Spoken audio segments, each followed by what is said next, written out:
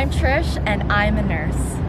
I was born in the Philippines and I moved to sunny Los Angeles when I was 6 years old, and I've been here ever since. I went to the UCLA School of Nursing and have been a nurse for 3 years now. As a surgical ICU nurse in a large teaching hospital, I see a lot of transplants. When people think of transplants, they normally think brain or heart because those are the most vital organs and the ones they see on TV, but I deal a lot with liver transplants. And I feel like that's the one that's most overlooked. Every shift for me is really different. I could be coding someone who is coughing up blood from a GI bleed, or I could be helping a recovering patient walk after their transplant. Things change so fast in the ICU. One minute your patient is sitting upright and eating their food, and the next minute they can't breathe on their own and they're having to get intubated.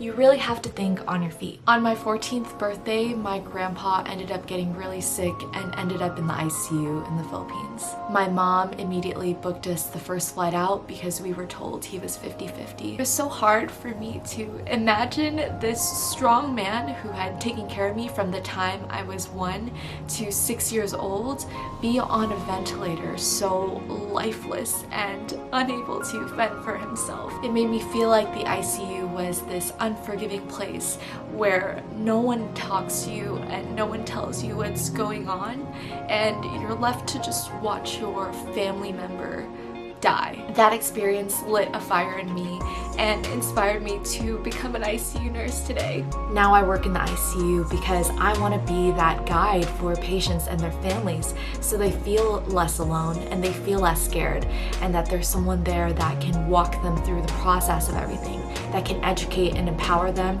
or even just hold their hand for the simplest things that they're going through. In the ICU, we look at things so clinically, the patient's hooked up to monitors and ventilators and tubes and lines, that it's so easy to forget that underneath there is someone who's still a vulnerable human. When I'm not at work, I like to work out, I'm studying to go back to CRNA school, and I also like to make YouTube videos to help aspiring nurses and new grad nurses on their nursing journey. It wasn't too long ago that I was that nursing student, that I was that new grad nurse that was always asking my mentors questions, telling them how excited and anxious I was, and just wanting to perfect everything that I could do so that I could be the best nurse. I want to make sure that these new grad nurses and aspiring nurses have someone that they can turn to and ask questions to and be kind of like an online big sister for them. Education and teaching have really become my ways of connecting with others, whether that be patients or new grad nurses. A lot of people have the fear of the unknown, so I love when patients are learning about their medications or about the procedure that the doctor is going to do, and they have so many questions because now they feel empowered to ask. They feel like someone took the time to help them to understand.